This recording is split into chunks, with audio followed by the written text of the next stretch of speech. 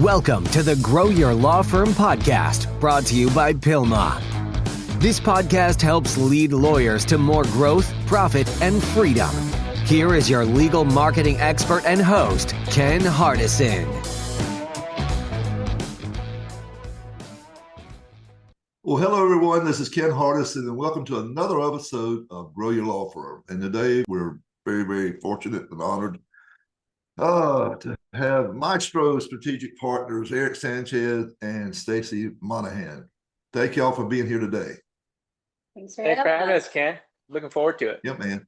And so I just wrote a new book, and I'm not right in the middle of reading it, but why don't you tell us, because, it's funny, but this used to be my nemesis, man. This was a guy I had to fight every week when I was trying to grow my law firm. We were in the same market, and they were killing me. I was always like second. Well, never always the bridesmaid, never the bride, but I never gave up. So tell us a little bit about each one of you, about yourselves and what you're doing and how you got to where you are, and then we'll get into talking about stuff that can help our listeners and viewers. Sure. You want to go first? Yeah. So Eric and I worked together for almost 20 years in a law firm. And prior in my former life, I was a commercial and personal lines adjuster. Eric likes to tell me I shed the horns and tail from that, but I spent most of my career now at law firms.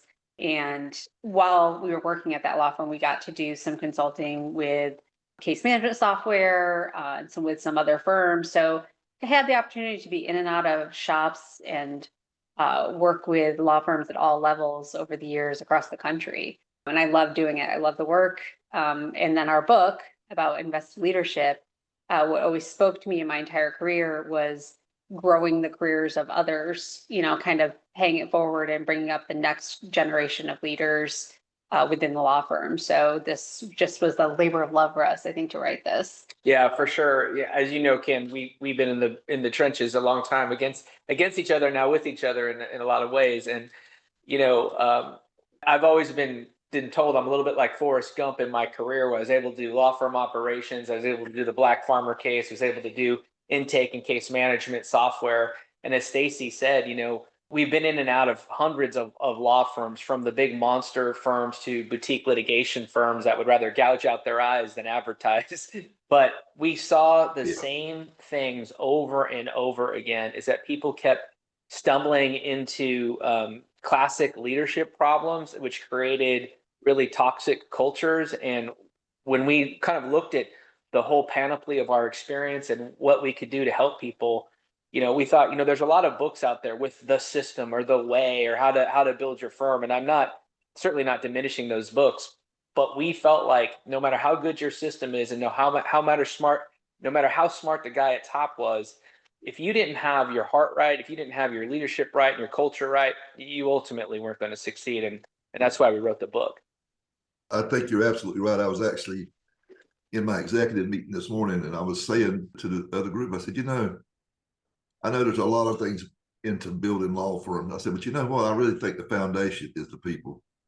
Getting good people that work together as a team, that are, Mickey said at our meet, she says, well, you always want the next one you hire, you want to be smarter than the last one you hire. You want them to be more of an A player, which I love Lencioni's book on 5 dysfunctions and eight how to get an A player or whatever, and keep them. And I think I've been around a long time, too long probably, but I look at the really great law firms and they keep really great people. And they grow. I've seen phenomenal growth with these firms that really got this really super duper people, and they got good leadership, what I'm saying. So tell me, what is good leadership? What's your definition? You wrote a book on it. Tell me what it means. Yeah, quite honestly, I think the best definition of a leader is somebody who puts other people first and replicates the very best of themselves. And at the end of the day, it is always about putting yourself second to other people. And, I will say I had the benefit of being a very young Marine. I joined the Marine Corps the Monday after I turned 18. And to my great surprise, we were taught that your number one job in the Marine Corps was, of course, you think of the mission first and all that. Of course, that's true. but it's taking care of the guy next to you. Whenever there's two Marines together, somebody's in charge, and it doesn't mean in charge like you're the boss. It means you're responsible to making sure they have dry socks, you're responsible to make sure they've eaten, making sure they're well rested. All of those things. I learned it very young that it was really about putting other people first. And we have fundamentally seen that time and time again in our careers, where when people know that you genuinely care about them, they'll run through walls for you. I mean, they'll do anything for you. If it's not about the paycheck, it's not about the benefits. People think that, and they might come for that. They won't stay for it. Yeah, I think somebody, I don't know if it was an interview or a book I read, but somebody says, the job of a leader is to coach other people up to be leaders. Absolutely. Your job is, I think that's why you see a lot of law firms, the ones that are really successful, they've got like these in-house universities, and they're always sending people like, at Pillman, I tell people, you see anything that you think you can better yourselves, I'll pay for it. If it's a school or seminar or books or whatever, because I want them to be better. I've often said that my success has really not come from me. It's come from me putting my ego down and hiring people smarter than me and being okay with that. And I think do you see that as a problem in some of the PI firms? Because to be a great PI lawyer, you really got to have a hell of an ego. I think it's universal, but I would think that you would see that. I know I've seen it over the years. It's not, it's at least 50-50. I don't know. Maybe I'm wrong. Yeah, I think some of it is probably the measure of a poor leader when they're trying to retain the knowledge to keep some level of import above others and keep themselves at a higher level. When really leaders, like you said, it's their job to bring everybody else up, to create other leaders. That's what a real leader does. That's what they're inspired by.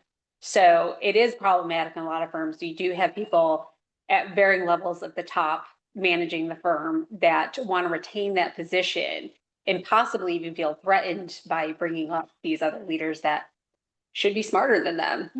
Hopefully they are. I will say, Ken, two things that you said that really jumped out at me. One is I'll answer your question first, is I don't think that having a healthy ego is mutually exclusive to being a good leader.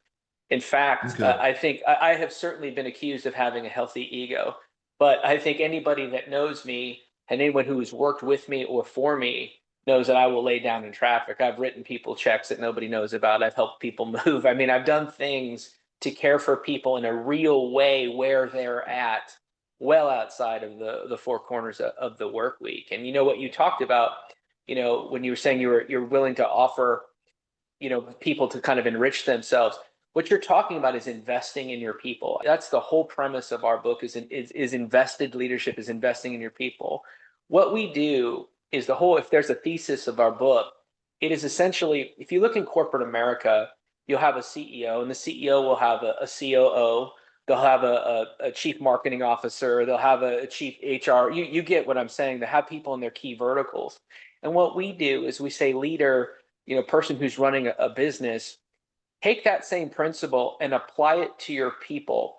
Don't try and be plastic and pretend and bullshit your people about caring about them.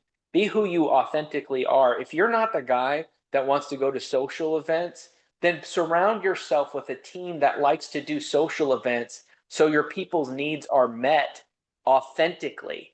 And what we're seeing is, and we're big believers in coaching, and I think everybody should be reading and getting coached, and all of those things are fantastic.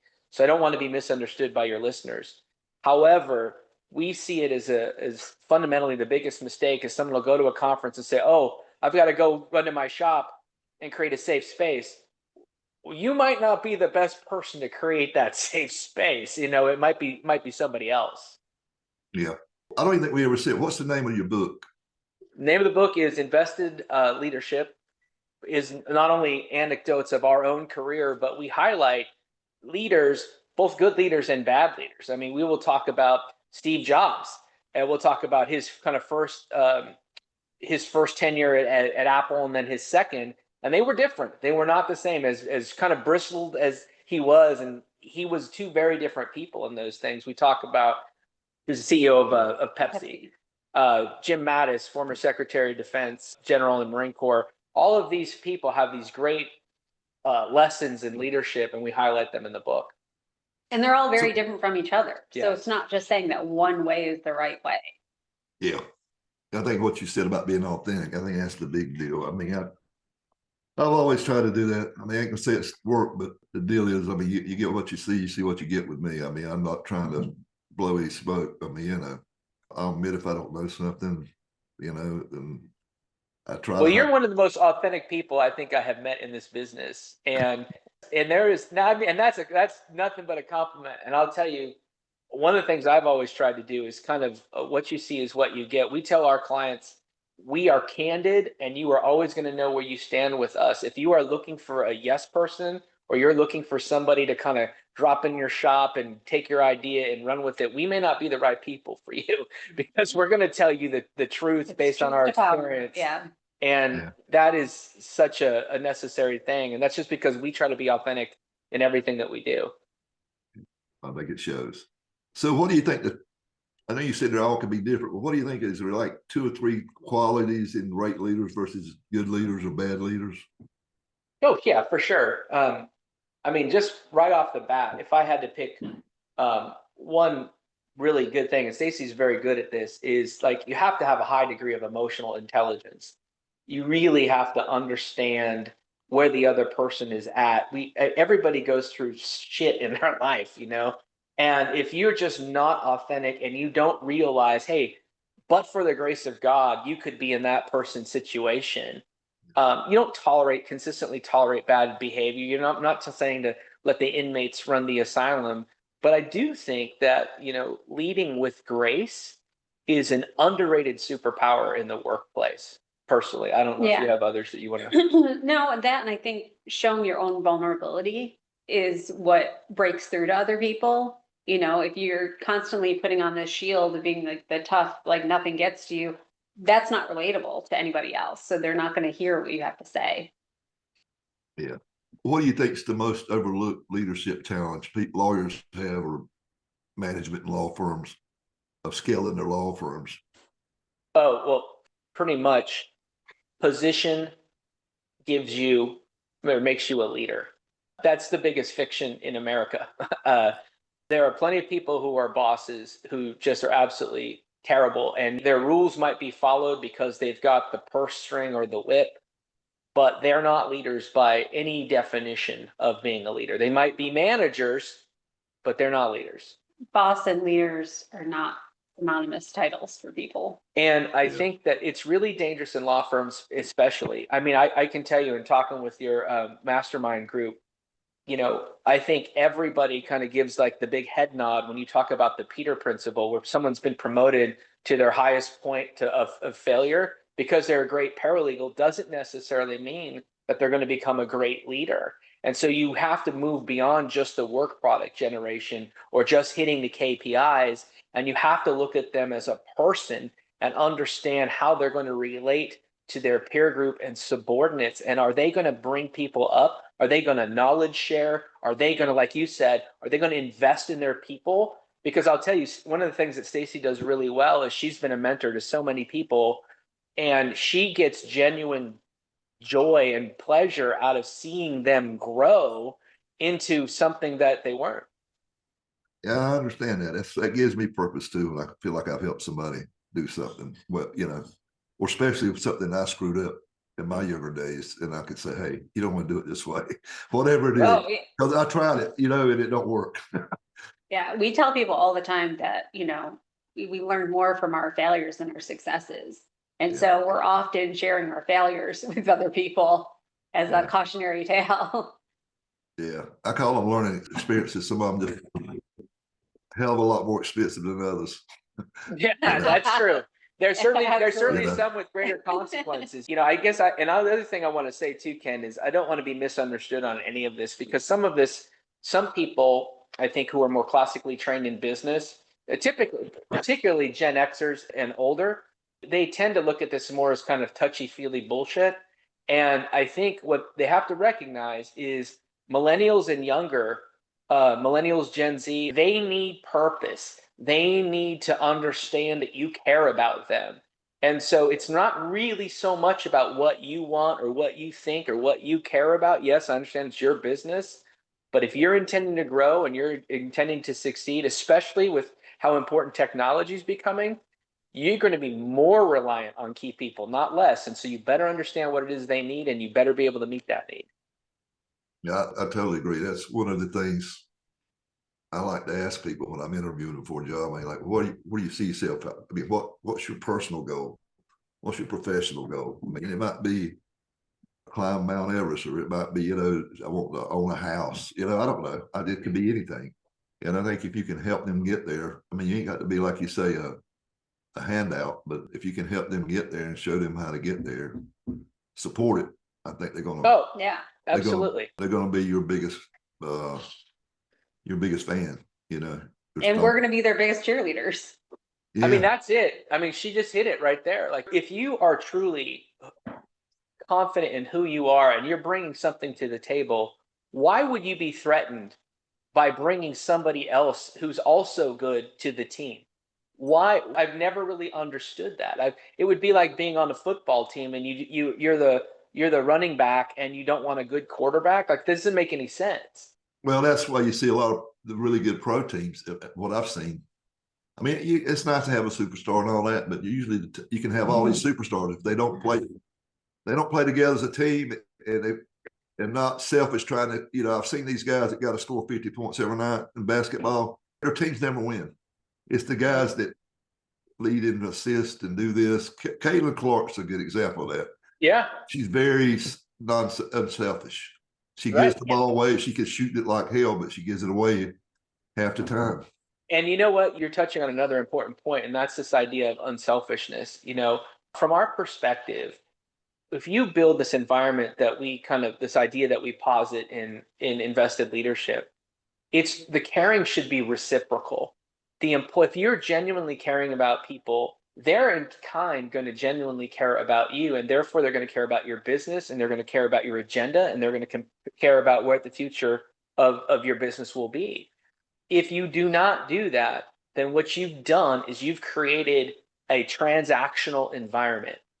You pay me well, I'm staying. Well, you're only another paycheck or someone else's paycheck away from losing that key person if the only tether is economic. It's a matter, you're on the clock. So now you have even more pressure for your business to continue to grow because you're going to have to continue to meet those economic needs. Yeah. I mean, imagine any key relationship you had, friendship, spouse, whatever, and it was all transactional based on what you were bringing to the table 100% of the time. Who could meet that test? You can't. You want somebody who's going to be able to stick with you through the tough times too, and not just the pleasant bad times. Yeah. And I've had those. I don't know if they've done another, but I know they did like a big survey one time. I think the government did it. I'm not sure, but if I remember correctly, I might be wrong on this. You probably know better than I do, but it was like the number one reason people quit is they hated their boss. Their boss was and number two was like didn't feel appreciated.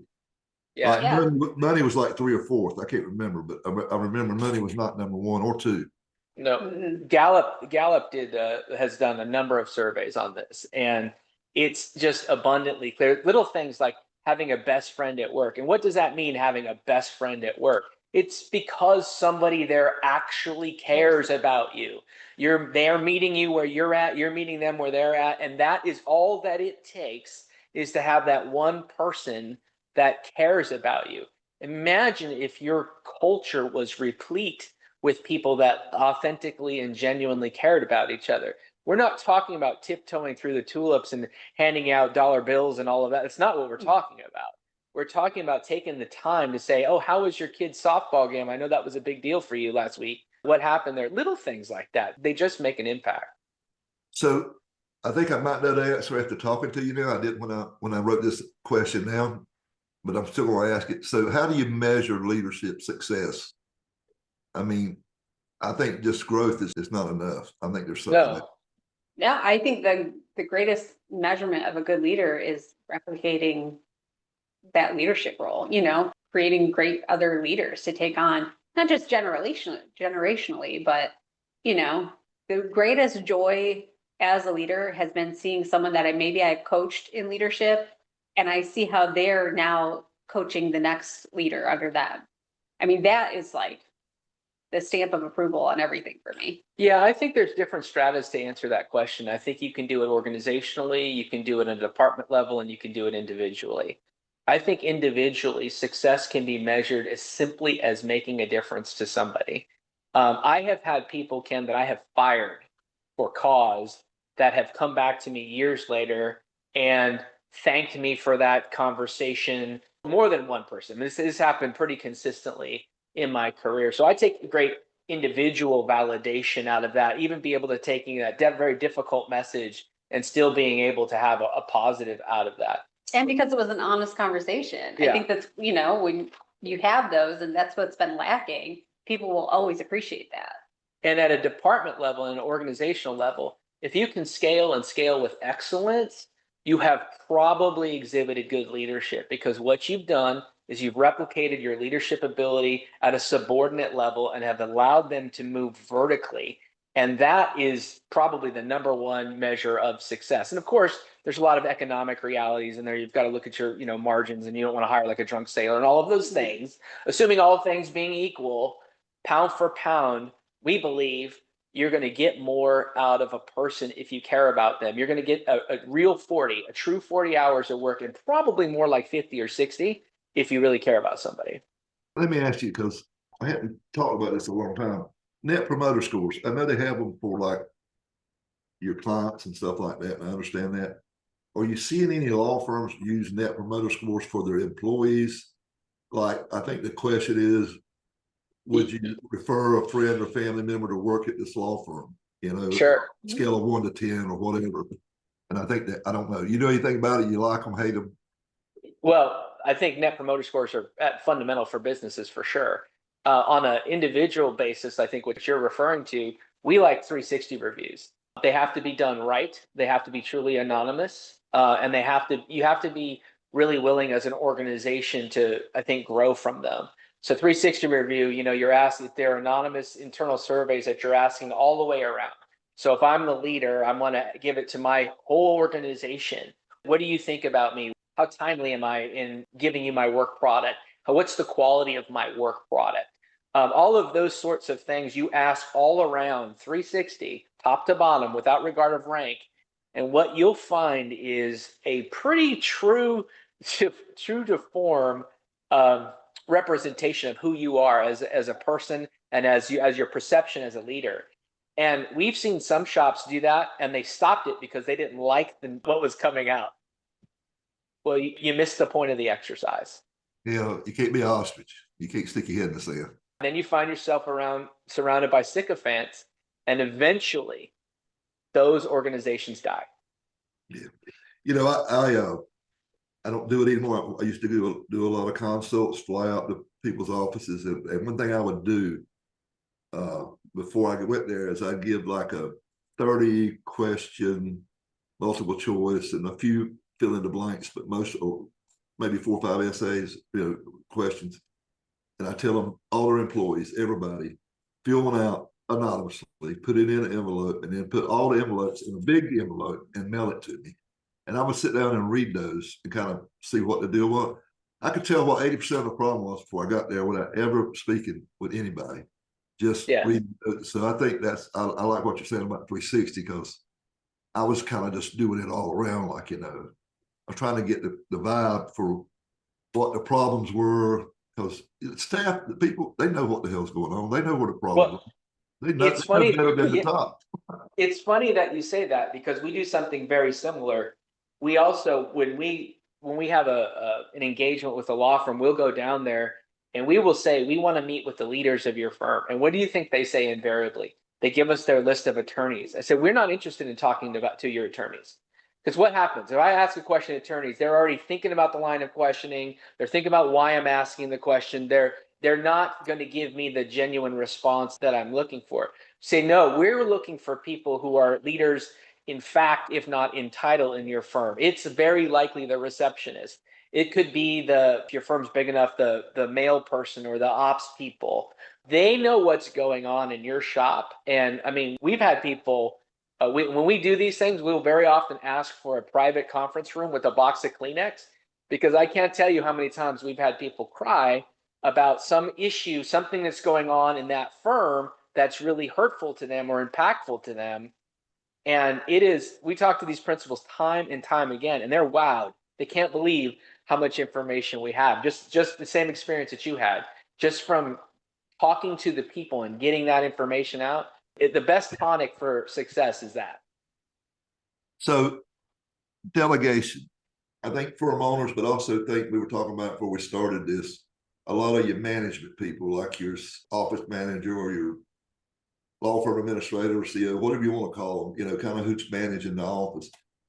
Do you see a lot of times problem with them letting go and teaching other people and delegating and how do you deal with that?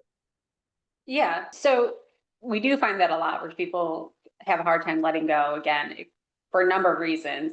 It could be, some kind of insecurity on their part, or we've always done it this way and we've been successful, so why would we change? Some people are just change averse, but we encourage people to build their teams.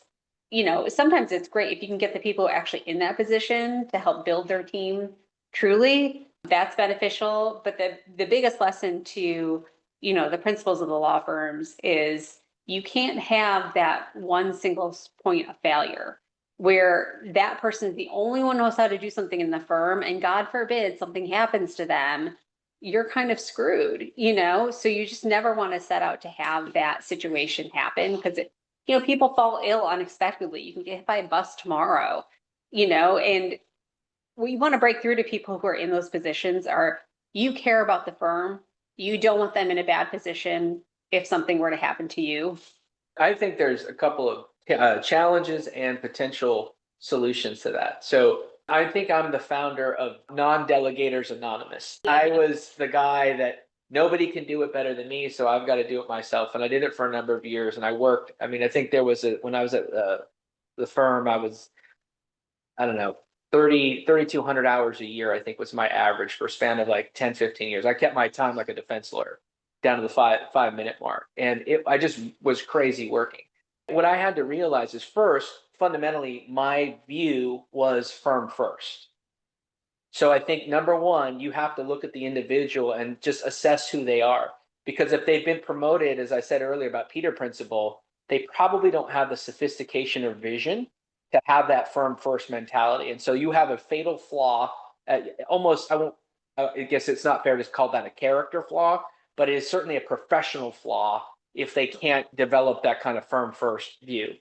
Second, for me personally, what helped me was I had to say, I can accept that this role or this task can be done 80% as good as I was doing it. And that 80% is probably sufficient for what the firm needs, so that I can shift my focus to the thing that needed my 100% attention because it was in the best interest of the firm to do it. So it may be that I could have counted the paper clips better or more efficient or faster than the ops guys. But really, was it that big of a deal on the trajectory of the firm if that guy made a mistake or did it 80% as fast as me? No. And so it's a matter of having the confidence and the internal discipline to prioritize those things and understanding where the firm's agenda is, and then delegating the things that are less of a priority or the things that are delegable.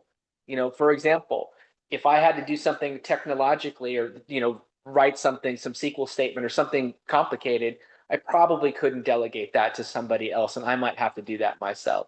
But the vast majority of things are not the exception. There are plenty of things that can be delegated. And that's how we often get through to people in these positions. It's like, look, help us help you. We want you to be your highest and best use. So doing all these things and not letting go of any of them is not going to get you there. And that speaks to people because they're like, yeah, there's all these things that I want to get to, but I'm so bogged down in all the day-to-day stuff. And that usually speaks to people. It's let's get your highest and best use. This has been probably, Ken, one of the biggest areas of growth for our business has been coaching the non-attorney executive in law firms. That the principals have just kind of thrown up their hands. Like, I know this is a good person, but they are just doing everything, and they're the restriction. Everything's funneling through them, and the firm can't go where it needs to go. And so what they'll do is they'll drop us in there and coach them out of that and try to develop their own. And we're pretty good at triaging the type of person that we're working with. And if it's a confidence issue, we can work on that. If it could just be a good old fashioned organizational issue, and we bring in solutions like time boxing or other ways to kind of organize themselves, et cetera. Probably more of a long-winded answer than you wanted for that question. No, I think it's a big problem, and I see it everywhere. I mean, we've got people in masterminds with this problem. It's people like these people won't let go of anything, and yet they don't want to fire them because what are they going to do? They don't feel like they've got all this intellectual capital that they've invested in this person. They got that, they know so much that if they feel like it's, and I always said, nobody's indispensable, including me. I proved that when I sold my law firm. I left it still going, right? I mean, right. Anybody, I mean, everybody's replaceable. Might not be quite as good, but they're replaceable. It's like you got to get off. It's not just that, Ken. You're also helping that person. Yeah. Even sometimes we need help, even when we don't want the help. But when you take a step back, a few steps after it's done, it's like, man, that's easier. Because I know that I sure enjoyed not working 3,000 hours a year when I finally stepped away. Yeah. And I think I'm real big on this. I learned this probably 15 years ago with strategic coach with Dan Sullivan, was that you want to leverage your strengths and delegate your weaknesses. 100%. I mean, there's some things you can't delegate, like you said, but I really like to try to do the things I really love to do, because that's usually what you're good at. Stuff that you love, you get excited about. And mine's marketing, just to be honest with you. Yeah. I get excited about it. I mean, But that's exactly what we talk about in the book, Ken, is like focus on your strengths. If you're the visionary for your firm and you're all business and you have no time for the touchy-feely stuff, we're not telling you to change at all. What we're saying is surround yourself with people that recognize that reality and allow them the freedom to address the needs of your people so that you can focus on the marketing and growing your business or doing the things that you like. We totally agree with that premise. Yeah, I agree. So if somebody wants to get up with you or ask you questions or hire you, what's the magic number or the magic email? Yeah, so pretty simple. You can go to our website. So the name of our company is Maestro Strategic Partners. That's a mouthful. So the URL is mstrat partners, MSTRAT partners.com. And you can send an email to info@mstrat.com, and that goes to both of us. So you'll be talking to us directly. It's just easier to send that out. But we're pretty prolific email responders.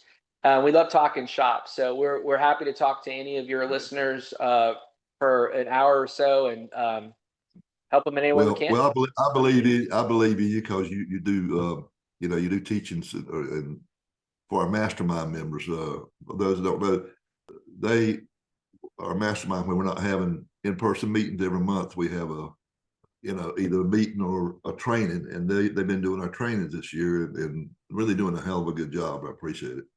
Oh, thank you. Appreciate that. Yeah. So I think that says all that needs to be said. I would not put you up there in front of my mastermind if I didn't think you knew what you were doing. True story. It's bottom line.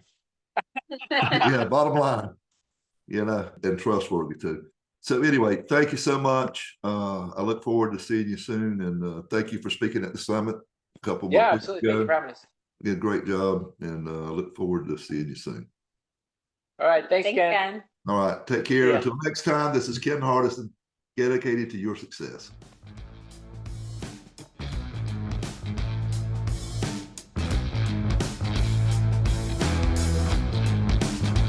You have been listening to the Grow Your Law Firm podcast, the podcast that leads lawyers to more growth, profit, and freedom. Go to growyourlawfirm.com to find more ways to market and manage your law firm. Please leave us a rating and review wherever you listen to your podcasts.